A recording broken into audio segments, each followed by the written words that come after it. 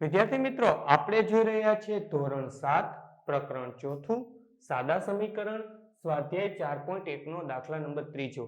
દાખલા નંબર 3 માં આપણને શું કીધું છે કે નીચેના સમીકરણો અને ચલની જુદી જુદી કિંમતો મૂકી ઉકેલ ગોતો. પ્રયત્ન અને ભૂલની રીત. પ્રયત્ન અને ભૂલની રીત એટલે બહુ સિમ્પલ છે કે તમારે એક સંખ્યા મૂકવાની, જવાબ આવે તો ઠીક છે, નકર એના પછીની. ધારો કે આ જે છે અહીંયા p બરાબર આપણે પહેલા 0 મૂકશું, 1 મૂકશું, 2 મૂકશું, 3 મૂકશું, જ્યાં જવાબ આવશે ત્યાં અટકી જશું. તો એને કહેવાય પ્રયત્ન અને ભૂલની રીત. એવા બે દાખલા છે. તો ચાલો વિડીયોની શરૂઆત કરીએ. અને એ પહેલા તમે જો જ્ઞાન વિષય ઉપર નવા છો અથવા તો હજી સુધી જ્ઞાન વિષયને સબસ્ક્રાઇબ નથી કરી, નીચે આપેલા સબસ્ક્રાઇબ બટનને ક્લિક કરો, બાજુનું બેલ આઇકન પર દબાવો. વિડીયો કેવો લાગ્યો અથવા દાખલામાં કંઈ ના સમજાય કોમેન્ટ કરીને જણાવજો. તો સૌપ્રથમ તો આપણને અહીંયા આપ્યું છે 5p + 2 = 17. તો આ આપણી જમણી બાજુ છે, આ આપણી ડાબી બાજુ છે. તો આપણે અહીં લખીએ જબા બરાબર 17.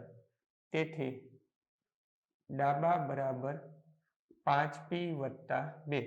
આપણી પાસે જબા અને ડાબા આવી ગયું. હવે આપણે p જે છે એની જગ્યાએ કિંમતો મૂકવાનું ચાલુ કરશું. તો આપણે પહેલું જ લખીએ p બરાબર 0 લેતા.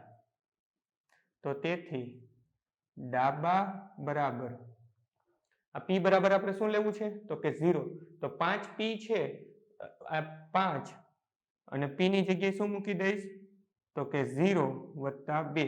કૌંસ મેં શા માટે કર્યો તો કે આપણે આગલા દાખલામાં મેં તમને સમજાવ્યું હતું, ફરી વાર સમજાવી દઉં કે જ્યારે ચલ અને સંખ્યા હોય ત્યારે હંમેશા ગુણાકારનો જ સંબંધ હોય અને ગુણાકારનો સંબંધ દર્શાવવા જ કૌંસ કર્યું. 5 + 0 તો થઈ ગયા 0 + 2. તો બરાબર આપણને ડાબી બાજુ શું મળી?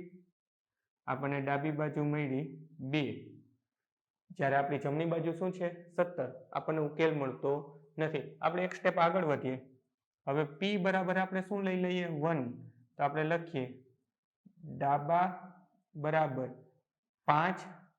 p ની જગ્યાએ હવે હું શું લઈ લઈશ તો કે 1 + 2.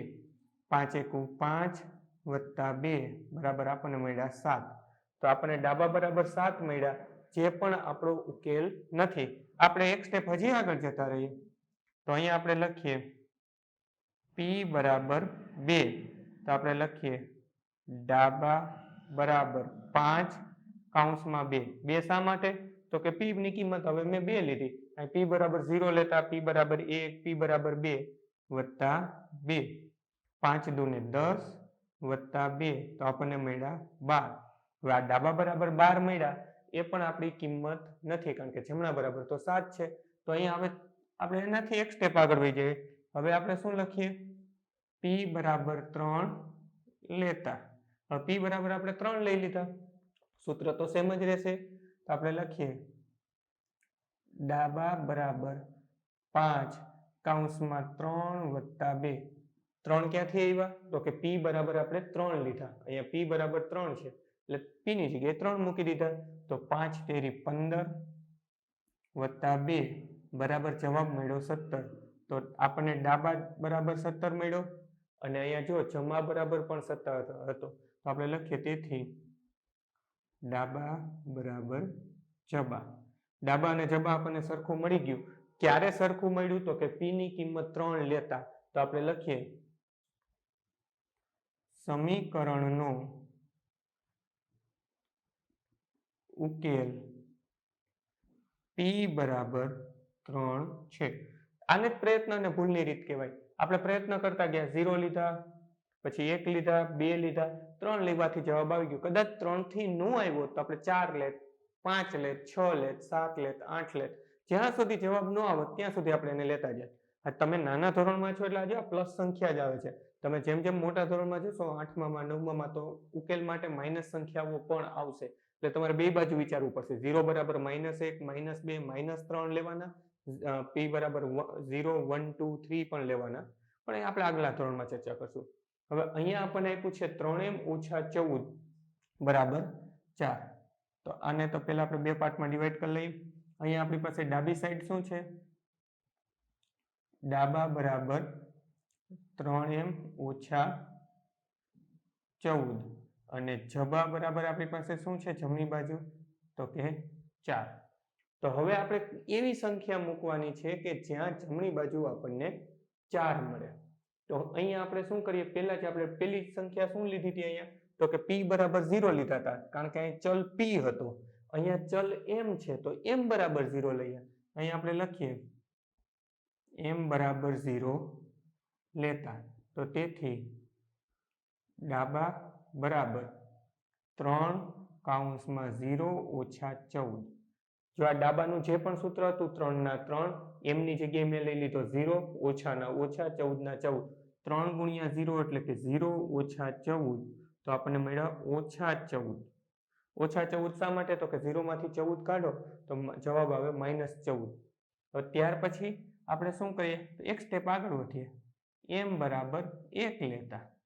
m બરાબર આપણે 1 લઈએ, સૂત્ર તો આપણું સેમ જ છે, ડાબા બરાબર 3 કૌંસમાં 1 ઓછા 14. સૂત્ર એનું એ જ હતું 3m ઓછા 14, m ની જગ્યાએ મેં 1 મૂકી દીધું, બાકી બધું તો સરખું જ રહ્યું. 3 એકુ 3 ઓછા 14 કેટલા થશે, 3 માંથી 14 જાય તો તમને એમ થતું હશે 3 માંથી 14 થોડા જાય, 14 માંથી 3 જાય પણ 3 માંથી 14 ન જાય, આપણે કાઢી નાખવાના, ઊંધું કરીને કાઢી નાખવાના. 14 માંથી 3 જાય તો કેટલા વધે, તો વધે 11. જવાબમાં મોટાની નિશાની, મોટા છે ઋણ એટલે કે ઋણ 11. ફરી યાદ કરી લઈએ, આપણે જે આગલા દાખલામાં નિયમ ભણ્યા હતા, સરખી નિશાની સરવાળો, અલગ નિશાની બાદબાકી. જો અહીંયા નિશાની અલગ છે, કોઈને એમ થતું હોય સાહેબ અહીંયા તો એક જ નિશાની છે માઇનસની, અલગ ક્યાં છે, અહીંયા કઈ નિશાની નથી. પણ જ્યારે સમીકરણ અથવા દાખલાની રકમની આપણે શરૂઆત કરીએ ત્યારે હંમેશા ધન નિશાની લખતા નથી. આ હંમેશા યાદ રાખવાનું કે આ શરૂઆત થઈ મતલબ આ વત્તાની નિશાની જ છે. હવે બંને નિશાની અલગ થઈ, અલગ નિશાની એટલે બાદબાકી. 3 માંથી 14 નો જાય તો કઈ નહીં, પણ 14 માંથી 3 કાઢી નાખવાના, જે જવાબ આવે એમાં મોટી સંખ્યાની નિશાની, એટલા માટે ઋણ 11. ત્યાર પછી ઋણ 11 પણ નથી, તો આપણે આગળ વધીએ, m બરાબર 2 લેતા.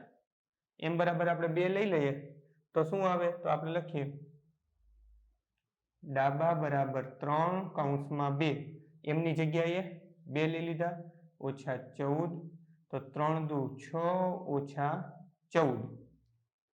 તો હવે સેમ અહીંયા એ જ થયું, સરખી નિશાની સરવાળો, અલગ નિશાની બાદબાકી. અહીં કઈ નિશાની નથી પણ રકમની શરૂઆત થાય છે એટલે વત્તા છે, બંને નિશાની અલગ છે મતલબ હું બાદબાકી કરીશ. 6 માંથી 14 નથી જતા, 14 માંથી 6 કાઢીએ તો આપણને જવાબ આવ્યો 8. જવાબમાં મોટાની નિશાની, મોટા છે 14, એની નિશાની એટલે કે ઋણ. તો આપણને m બરાબર 2 માં પણ કિંમત ના મળી. તો હવે આપણે આગળ વધીએ, m બરાબર 3 લેતા, તો અહીંયા લખીએ ડાબા બરાબર 3 કૌંસમાં 3 ઓછા 14. તો 3 ઓછા 3 એટલે કે 3 તેરી 9, 9 ઓછા 14. તો અહીંયા સેમ વસ્તુ જ કરીએ, સરખી નિશાની સરવાળો, અલગ નિશાનીઓ છે, અહીંયા ઓછાની છે, અહીંયા કંઈ નથી, રકમની શરૂઆત થાય એટલે વત્તાની છે, બે નિશાની અલગ કરીશ બાદબાકી. 9 માંથી 14 ના જાય પણ 14 માંથી 9 જાય તો વધે 5. અને હજી એક સ્ટેપ આગળ વધીએ, જવાબમાં મોટાની નિશાની, તો કે ઋણ 5. તો ના, હજી પણ આપણો જવાબ તો ન મળ્યો, આપણે તો ધન 4 જોતું છે, આપણે 3 મૂકી દીધા.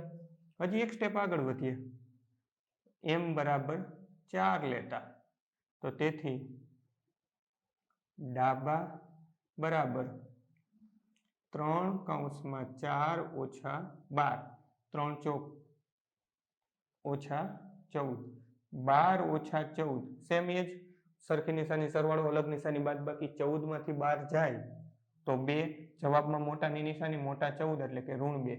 તો હજી પણ આપણને જવાબ મળતો નથી.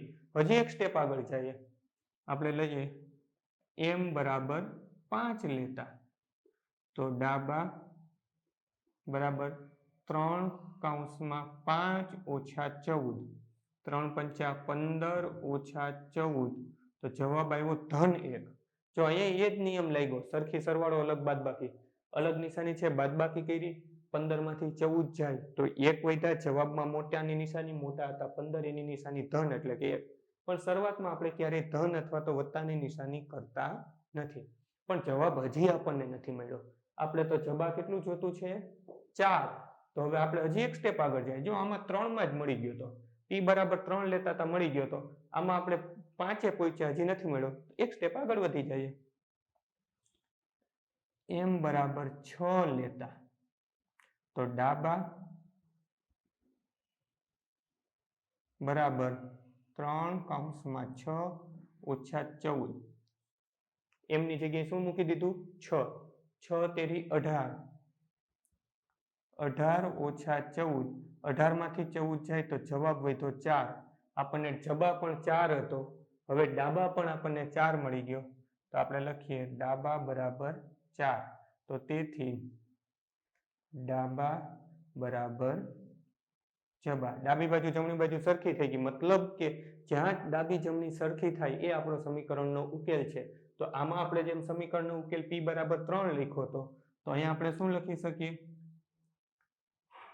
સમીકરણનો ઉકેલ m બરાબર 6 છે. વિડીયોને પોઝ કરી ત્રીજો દાખલો તમારી નોંધપોથીમાં ઉતારી લ્યો, ત્યાર પછી વિડીયો ચાલુ રહેવા દેજો. ત્રીજા પછી ચોથો દાખલો ફોટોની એક લિંક સ્વરૂપે ડિસ્પ્લે પર જ આપી દઈશ. ટચ કરશો એટલે જોઈ શકાશે. સ્વાધ્યાયના બધા જ દાખલાની લિંક નીચે ડિસ્ક્રિપ્શનમાં આપી છે, તો ત્યાંથી પણ તમે જોઈ શકશો.